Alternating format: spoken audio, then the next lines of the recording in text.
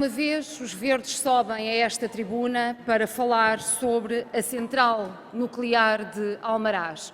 Infelizmente, como todas as senhoras e os senhores deputados sabem, por más razões.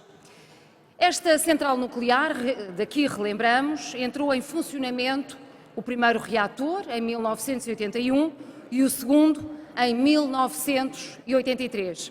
Foi uma central nuclear construída nos anos 70 e é hoje a central nuclear mais antiga de Espanha.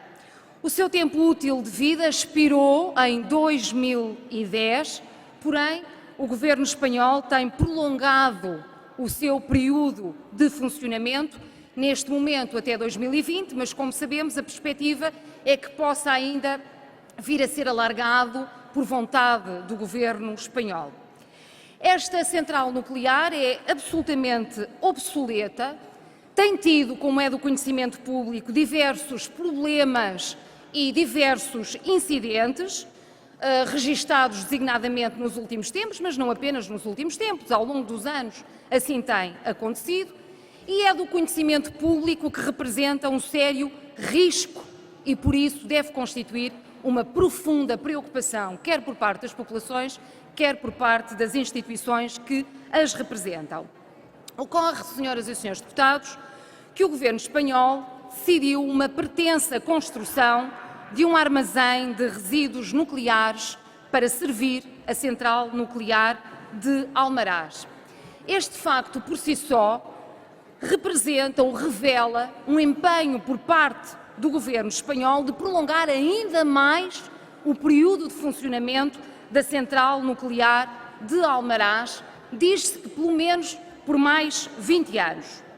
Ocorre que o governo espanhol decidiu pela construção deste armazém de resíduos nucleares, ignorando completamente o governo português e a população portuguesa. Ora, sabendo que a central nuclear de Almaraz se encontra em funcionamento a uns escassos 100 km da fronteira portuguesa, sabendo que o seu sistema de refrigeração utiliza águas do Rio Tejo, estamos a falar de um rio internacional com uma relevância absoluta para Portugal, que atravessa completamente o nosso país, são evidentes os riscos e os impactos transfronteiriços que um projeto daquela natureza tem, tendo aquelas características e aquelas que agora anunciei diretamente ligadas ao nosso país em concreto. Não foram, como é sabido, observadas as normas relativas aos impactos dos projetos transfronteiriços. Os portugueses e o governo português não foram tidos nem achados nesta matéria.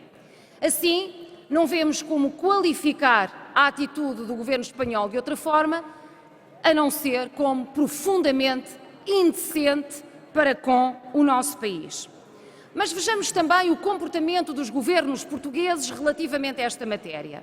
Sabe-se disto desde 2015, pelo menos, e o governo anterior não fez absolutamente nada relativamente a esta questão. O governo atual acordou tarde e a más horas para esta matéria, porque designadamente os verdes tinham alertado por diversas vezes aqui na Assembleia da República, mas não só, para esta pretensão do governo espanhol, para os perigos da central nuclear de Almaraz, e o governo português continuava a arrastar um pronunciamento sobre esta matéria. Face a esta pretensa decisão por parte do governo espanhol, sem que tivesse ouvido os portugueses num processo de avaliação de impacto ambiental, o governo português tomou agora a decisão de fazer uma queixa ou de formalizar uma queixa a Bruxelas devido à violação da legislação comunitária sobre os impactos transfronteiriços de um projeto desta natureza. Senhoras e senhores deputados, o que os verdes aqui vêm hoje dizer a esta tribuna é que o Parlamento português não pode ficar também calado em relação a esta questão.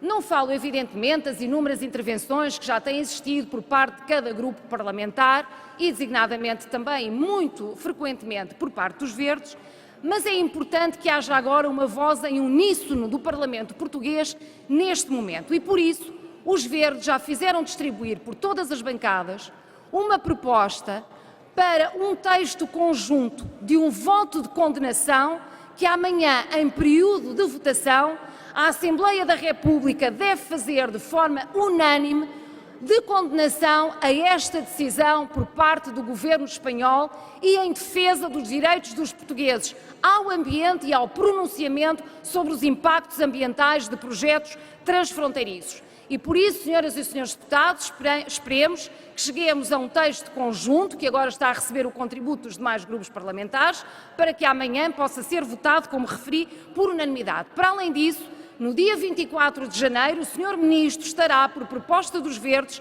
na Assembleia da República, na Comissão de Ambiente, para prestar mais informações sobre esta matéria, porque é importante que a Assembleia da República acompanhe a par e passo aquilo que se vai passando.